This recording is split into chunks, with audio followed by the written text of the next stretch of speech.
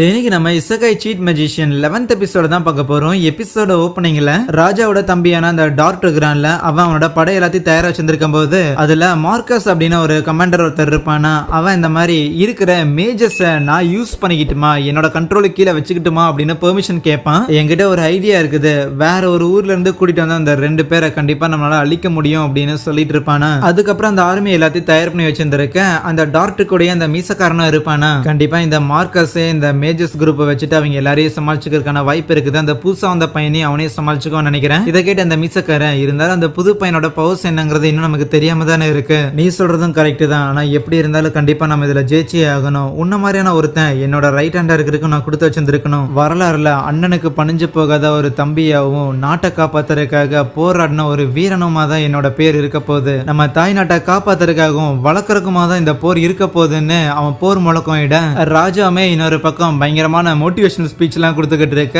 இருக்கிற சோல்ஜர்ஸ் எல்லாரும் தயாராகிறானுங்க, கமான் சண்டை போட்டு பாத்தரலான்னு. ஈவன் ஹீரோ பையனும் கண்டிப்பா எங்கிட்ட இருக்கிற பவர்ஸ் எல்லாத்தையும் பயன்படுத்தி நாம தங்களை ப்ரொடெக்ட் தான் பண்ணுவேன்னு நினைக்கிறேன். அதுக்கப்புறம் என்ன ஸ்பீச்சஸ் எல்லாம் பண்ணி முடிச்சதுக்கு அப்புறம் கமாண்டர்ஸ் ஒவ்வொரு யூனிட்டா கண்ட்ரோல் பண்ணி நேரா போய் சண்டை போட ஆரம்பிக்கிறாங்க. மயூராவும் அசுமாவும் ஒரு பக்கம் இங்க மேஜிக்கை யூஸ் பண்ணி சண்டை போட்டு இருக்கும் போது லீமியாவும் அசால்ட்டா அங்க இருக்கிற ஏகப்பட்ட சோல்ஜர்ஸ் அடிச்சு பறக்க விட்டு இருக்கிறாளா. இதெல்லாம் பார்த்த ஹீரோவும் ஓகே அவங்க சமாளிச்சுக்கோங்க, நாம நம்ம வேலையை பார்ப்போமான்னு ஒரே ஜம்ப்ல நேரா எதிரிங்களோட கேம்புக்கே போயிட்டு என்ன மன்னிச்சுங்கடா அப்படின்னு சொல்லி அட்டாக் பண்ண ஆரம்பிக்க. இன்னொரு பக்கம் கசுமோட பாஸ் திருப்பி அந்த லேடியை தான் போய் மீட் பண்ணியிருக்கான். போர் எல்லாம் ஆரம்பிச்சிருச்சு அப்படிங்கிற விஷயம்லாம் தெரிய வந்துருச்சு. ஓகே அப்படின்னா அவனுக்கு கிடைச்ச அந்த ஒரு பவரை அவனால எந்த லெவலுக்கு புஷ் பண்ணி யூஸ் பண்ண முடியுங்கிறத பார்க்கணும். அவன் முன்னாடி இருக்கிற இந்த ஒரு டெஸ்ட்டை அவனால பாஸ் ஆக முடியுமாங்கிறதையும் கவனிக்கணும். இது எல்லாத்துக்கும் மேல அவன் தான் இந்த ஒரு பவருக்கும் ஆசைப்பட்டான். பொறுத்திருந்து பார்ப்போம்லாம் சொல்லி பேசிட்டு இருக்கேன். இங்க போர்க்களத்துல நம்ம அசுமாவை எதிர்க்கிறதுக்காக பயங்கர ஸ்ட்ராங்கா இருக்கிற ஒரு லேடி ஒருத்தங்க வருவாங்க. அவங்க ஏதோ வாரியர் போல தன்னோட நேம் எல்லாம் சொல்லி இன்ட்ரோடியூஸ் ஆயிட்டு சண்டை போடுறதுக்காக கூப்பிட அசுமாவும் ஓகே நானும் ஒரு மெஜிஷியன் தான், வாங்க மோதிக்கலான்னு போறாளாம். அந்த மியூரா இருக்கிறாள் அவளை எதிர்க்கிறதுக்காக அந்த மார்க்கஸே டைரக்டா வருவான். உன்ன மாதிரியான அழகான பொண்ணுங்கள்லாம் எதுக்கு தேவையில்லாம போர்க்களத்துக்கு வராங்கன்னு, அப்படின்னா நீ எதுக்கு போர்க்களத்துக்கு வந்திருக்கேன்னு கேட்டா நான் இந்த மாதிரி என்னோட நாட்டோட பெண்களையும் குழந்தைகளையும் காப்பாத்துறதுக்காகன்னு சொல்லுவானா. அவ்வளவுதான், நீ மத்தவங்களை காப்பாத்துறதுக்காக சண்டை போடுறேன், நான் எனக்காக சண்டை போடுறேன்னு 2 பேரும் அங்க அடிச்சுக்க போக லீமியா அங்க ஏகப்பட்ட சோல்ஜர்ஸை அடிச்சு போட்டுட்டு அவங்க எல்லாத்தோட கையும் மேஜிக்கை வச்சு கட்டி வச்சிருவாளா. உங்க எல்லாரையும் இப்படி அடிக்கணுங்கிறதுலாம் என் விருப்பம் கிடையாது, இருந்தாலும் உங்க யாரையும் கொல்ல மாட்டேன், ஏன்னா நீங்களும் இந்த நாட்டோட சிட்டிசன்ஸ் தானேன்னு பேசிட்டு இருக்கேன். அப்ப லீமியாவோட வாண்ட யாரோ ஒருத்தங்க ஃப்ரீஸ் பண்றாங்க. அந்த இடத்துல ஒரு மந்திரவாதி வந்துட்டு நம்ம 2 பேரும் மோதி பாப்பமா லேடின்னு கேட்க, எப்படியும் சண்டை பெருசா இருக்க போதுன்னு புரிஞ்சுக்கிட்ட லீமியாவும் அங்க சில பேரை பிடிச்சிருந்தால சோ அவங்க எல்லாரையும் ரிலீஸ் பண்ணிட்டு கிளம்புங்கடா அப்படின்னு சொல்லிடுவா. போருக்கு தேவையான ஸ்ட்ராட்டஜி எல்லாத்தையும் ஒரு கேம்ப்ல இருந்துகிட்டு அந்த டார்ட்டும் அதுக்கப்புறம் அவனோட அந்த அல்ல கையும் போட்டுக்கிட்டு இருப்பாங்களா. கரெக்டா அந்த இடத்துக்கு நம்ம ஹீரோ வர எப்படி வந்தாலும் எல்லாருக்கும் ஷாக் தான்.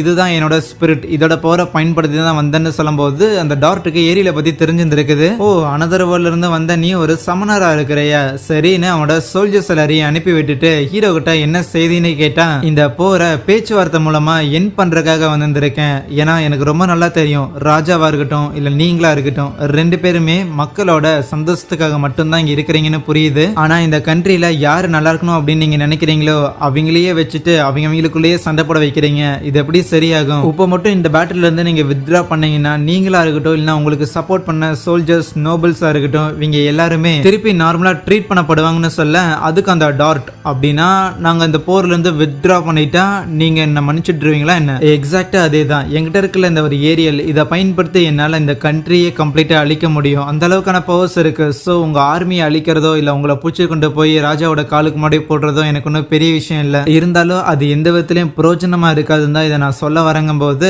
இதை கேட்டுட்டு இருந்த அந்த மீசக்காரன் அவனோட ஷேடோவை பயன்படுத்தி வெளியில நம்ம ஹீரோ ஏற்கனவே இருக்கிற ஆளுங்களே அச்சு போட்டு தான் வந்திருப்பானா, அவனுக்கு உடம்புக்குள்ள எல்லாம் போகிற மாதிரி பண்ண. இங்க லீமியா கூட ஒருத்தன் சண்டை போட்டுட்டு இருந்தான்ல, பார்த்தா அந்த ஆளை அசால்ட்டாவே லீமியா அச்சு அப்படியே தூக்கி வரமா போட்டுட்டு உன்னை இந்த ஊரோட ஒரு சிட்டிசனா பார்க்கணும் தான் எனக்கும் தோணுது, பட் இருந்தாலும் ஒரு ஃபெல்லோ மெஜிஷியனா என்னால உன்னை மன்னிக்க முடியாதுடான்னு ஒரு ஃபயர் பால் மாதிரி கிரியேட் பண்ணி அவனை அதே இடத்துல சாகடிக்க. இதை கவனிச்சுக்கிட்டு இருந்த அந்த மியூரா கூட சண்டை போடுற மார்க்கஸ் இருக்கிறான்ல, அவனும் பெரிய இவன் கிழிச்சு நட்டிடுவேன் அப்படின்னு டைலாக் விட்டுக்கிட்டு இருந்தான். சரின்னு ஒரு அட்வென்ச்சரா இருக்கிறானேன்னு சொல்லி ஹையர் பண்ணா, இந்த இடத்துல இப்படி செத்து கிடக்குறானே அப்படின்னு அந்த மார்க்கஸ் பெருசா கண்டுக்க மாட்டானா. டே உன்வாழ்ரா இறந்து போனதுன்னு மியூரா சொன்னா, இந்த போர்ல என் கூட சண்டை போடுற ஒரு ஆளா மட்டும்தான் அவனுக்கு நான் காசு கொடுத்து இங்க வர வச்சனே தவிர வேற எந்த ஒரு ஃபீலிங்ஸ் இல்லம்மானா, கூட சண்டை போடுறவங்க மேல அக்கறை இல்லாம இருக்கிறேடான்னு மியூரா கடுப்புல அவனை அதே இடத்துல சாகடிச்சிருவா அவளோட குட்டி கத்திய வச்சு. ஹீரோ சமாதான பேச்சுக்கு போயிருந்திருப்பான்ல, அந்த ஆள் முடியாதுன்னு சொல்லுவானா.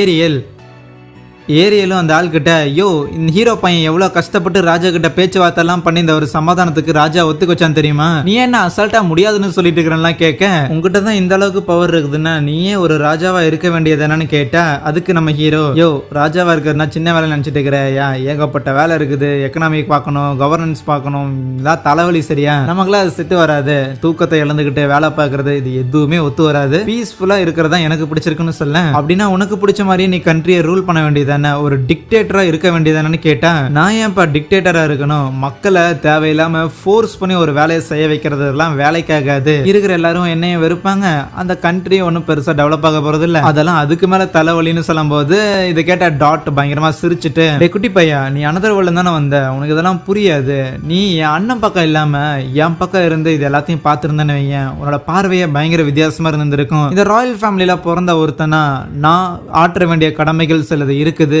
எனக்குன்னு ப்ரைடு இருக்கு, எனக்குன்னு சில டியூட்டி இருக்குது, அதை எல்லாத்தையும் நான் தான் ஃபுல்ஃபில் பண்ணியாகணும், அதனால என்னால இந்த சமாதான பேச்சுக்கு ஒத்து வர முடியாதுன்னு சொல்ல, அப்ப ஏரியில் பார்த்தா அந்த மீசக்காரன் ஏதோ ஒண்ணு பண்றான் அப்படிங்கிற விஷயத்த சென்ஸ் பண்ணதான் அங்க அடிப்பட்ட ஆளுங்க எல்லாரையும் அந்த மீசக்காரன் ஏதோ ஜாம்பிஸ் மாதிரி மாத்துறான். அசுமாவும் இங்க ஒரு லேடி கூட சண்டை போட்டு இருந்திருப்பாள்ல, பார்த்தா அந்த லேடி பிசிக்கலி பயங்கர ஸ்ட்ராங்கா இருக்கிறா, என்ன அந்த கிராமி கூட சண்டை போடும் போது அவ எப்படி இருந்தாலும் அதோட பயங்கர பவர்ஃபுல்லா இருக்கிறாளேன்னு ரெண்டு பேரும் மாறி மாறி உசுர கொடுத்து சண்டை போட்டுக்கிட்டு இருக்க, ஒரு பாயிண்ட்ல அசுமா ஒரு ஃபயர் பால் மாதிரி கிரியேட் பண்ணி அந்த லேடியை பயங்கரமா டேமேஜ் பண்ணி விட்டாரா, இருந்தாலும் இதோட எல்லாம் தோல்வியை ஏத்துக்க முடியாது, இதுக்கப்புறம் தானே சண்டை டஃப் ஆக போகுது அப்படின்னு அவ பயங்கர எக்ஸைட் ஆக, அப்ப அவங்கள சுத்தி பார்த்தா அந்த ஜாம்பிஸ் மாதிரி இறந்து போன சோல்ஜர்ஸ் எல்லாரும் ஒரு மாறி மாறிடுறானுங்க, நான் ஒண்ணு இந்த ஸ்பெல்ல பயன்படுத்தலையே அப்படின்னு ரெண்டு பேருக்கும் புரியுது, ஏன்னா ரெண்டு பேரும் அதை அட்டாக் பண்ண பாக்குது, அந்த மீசக்காரன் தனக்கு துரோகம் பண்றாங்கிற விஷயத்த அந்த டார்ட்டும் புரிஞ்சுக்கிட்டான், அந்த மீசக்காரன் இங்க நடக்கிற இந்த பேட்டில் ஃபீல்ட சுத்தியும் ஒரு பெரிய ஒரு மேஜிக்கல் சர்க்கிளை ஏற்கனவே இம்ப்ளான்ட் பண்ணியிருப்பானாமா, அது மட்டும் இல்லாம நான் நினைச்சது எல்லாத்தையும் பண்றதுக்காக